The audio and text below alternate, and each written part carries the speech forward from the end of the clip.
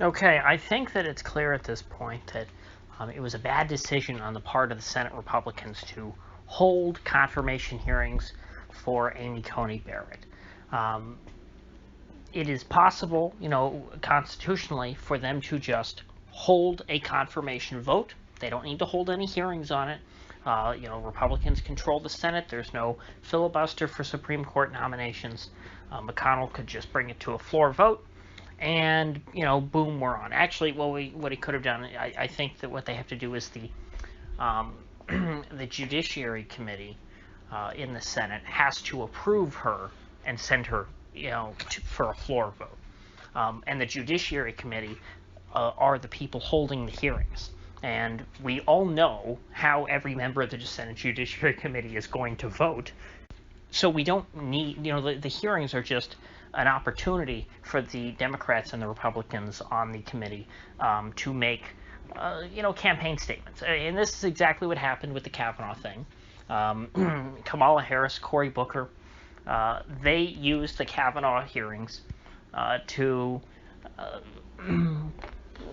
just talk and to make speeches which eventually were turned into campaign ads when they decided to run for president last year, before eventually dropping out in favor of, the current nominee, Joseph Robinette Biden. And that, of course, is what everyone's trying to do now at the, at this confirmation hearing. Today was just opening statements by everyone, all the members of the committee, and the nominee herself, Mrs. Barrett. And all of this is really just a show. It's a show that can only really benefit the Democrats at this point. We know that the Republicans are going to get their way in the end and that she can be confirmed. So what is the point in holding the hearings? Everyone has made themselves clear that, nobody's votes are going to change. The point of holding a hearing is so that the senators can hear from this woman and, and think about, gee, is she a good candidate or not? I'm going to have to ponder this, and I'm going to decide my vote based on, these questions that I ask her and how she answers. That's not the case. Everyone going into this knows exactly whether they support her or not, so they should just put it to a vote, get it over with, and the reason why I say all this is not just that the hearings themselves are a waste of time and taxpayer resources, but because, based on the polling, and again, you can say, well, the polls are wrong. Well, this is issue-by-issue polling. It's a little more useful. It's not a matter of saying, Biden's up 15 points or Trump is down, whatever. That's not what it's about. Issue-by-issue polling is, which candidate do people trust more on certain issues? And for obvious reasons, Democrats do better with the issue of health care because Obamacare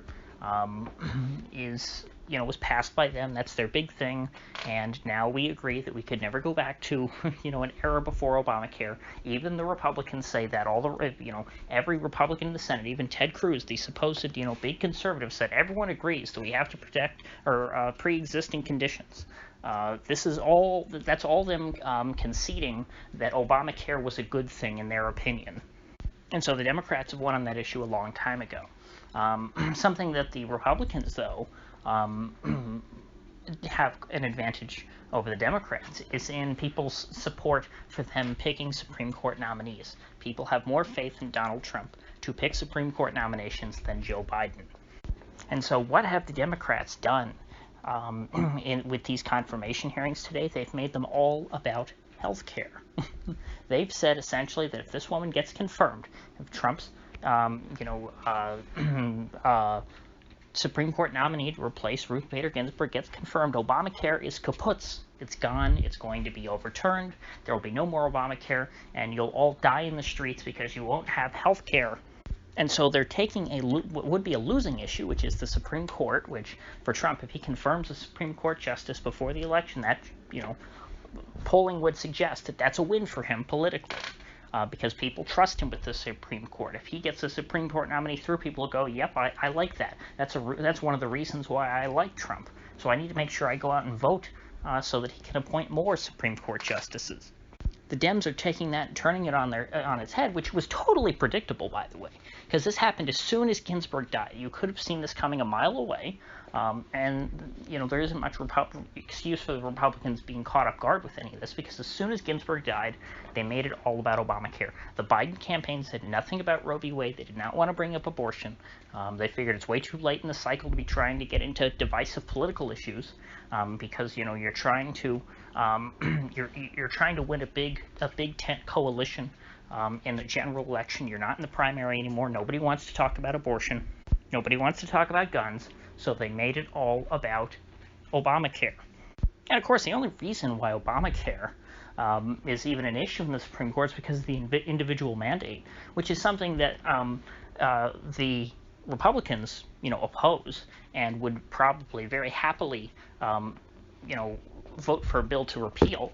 And the Democrats, if they if they brought up a bill to repeal the individual mandate, they would be protecting Obamacare from ever being overturned in the Supreme Court, because there's nothing else in Obamacare that people, say is unconstitutional. Now, I might be able to debate that point further, but the Supreme Court is not going to overturn Obamacare for any other reason than the individual mandate. But the Democrats don't have much incentive to do that, to try and protect Obamacare, because it allows them to take a losing issue, the Supreme Court, and turn it into a positive issue, because the support for Obamacare is overwhelming. And the only reason why they're able to do this is because the Republicans are going ahead with these pointless confirmation hearings that will solve nothing. So it really is a shame that they're doing this. I wasn't sure how these confirmation hearings were going to go. Obviously, they're not calling her a rapist. They're picking an issue that is actually positive for them. Back when they decided to Me Too Brett Kavanaugh, that did not help them. That hurt the Democrats, I think, noticeably. I think there are a couple of Senate seats that that you could argue the Kavanaugh hearings were pivotal in deciding. And so, the Democrats, I think, because they have this idea now in their head that they're going to pack the Supreme Court as soon as Joe Biden gets elected, or whoever the next Democratic president is, they don't feel like they need to push really hard and stop this woman from being confirmed. They seem resigned that Amy Coney Barrett is going to be confirmed to the Supreme Court. But what they want to do is poison the well as much as possible to demonize her and make her into this, evil demon who's going to take away your health care and make you sick and give you the virus, and then, when you get cancer, kick you out of your house. That's the kind of person Amy Coney Barrett is.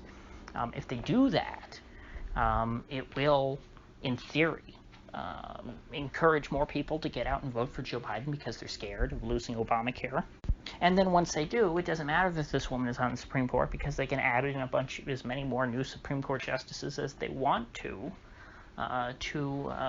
rectify it and make sure that things balance out in the left's favor, and that the right is completely subsumed.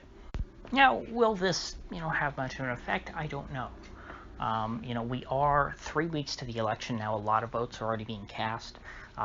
Today was just the first day of the confirmation hearings. I'm not sure how big a news it's going to make. I'm not sure how quickly Democrats will be able to turn these speeches that they're giving, essentially, on the in the Judiciary Committee hearings, turn these into political ads that they can then broadcast out and tell people, hey, this Barrett woman is going to take away your health care. Better vote for Joe Biden so he can appoint more justices to cancel out her vote. It might be, too late for something as arcane as, the Supreme Court to start changing people's minds. Because remember, this isn't as direct as how they approve of the Supreme Court thing, because on the Supreme Court issue, Trump wins. What they're trying to do is flip that issue. They're trying to make people think about the Supreme Court in a different way. They're trying to change the context in which people look at the Supreme Court, and that is something that's a little more difficult. And I think that's something that you might need like 3 months to do. If over a sustained period, if Ginsburg died in like July or in August,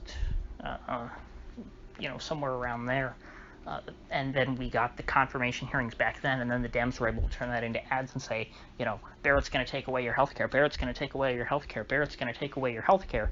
People, that could scare, I think, a good chunk of people into making sure that they go out and vote for Joe Biden. So, either way, we'll see soon enough. Like I said, it is now 3 weeks until the election. I can't wait for it to be over. I doubt we're going to know, everything that's going on election night, but we'll at least know a good chunk of the picture. I do not think that things are going to go well after the election, and honestly, I'm kind of excited because I think it will be fun and entertaining to watch. I'll have to laugh to keep from crying because I do think that it will, at least for a long time, the effects of this election are not going to seem positive. But perhaps in the long run it can lead to a better state of affairs. Because I think that something that is really being solidified in this election is the delegitimization of our non-partisan political culture. Meaning the parts of our political culture. It's kind of like what Ben Sass talked today about civics. He said we need to separate politics from civics. I thought that was a totally tone-deaf statement, and perhaps he meant that so, and he was being kind of tongue-in-cheek by talking about it like we still lived in 1974. But there is no civics versus politics anymore. There is no civic cohesion in the United States. People do not, live by, a common set of rules and guidelines to regulate our politics.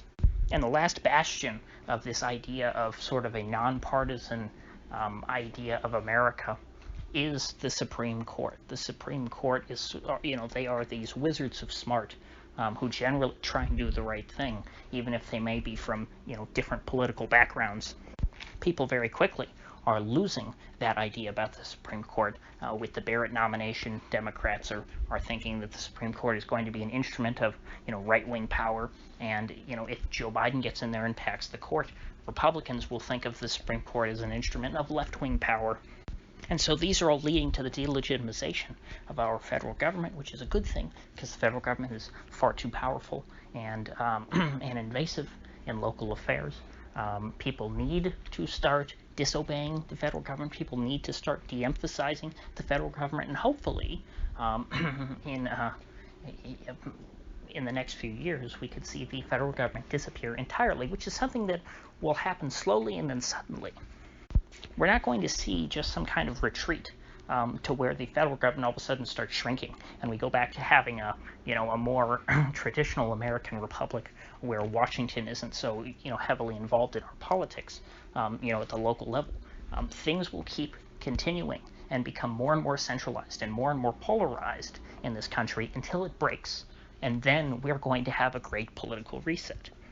That is the only way that things improve here politically, and that people can live peaceably next to one another, is if we have a reboot of our political system, when we get back to something more akin to what the founders had in mind.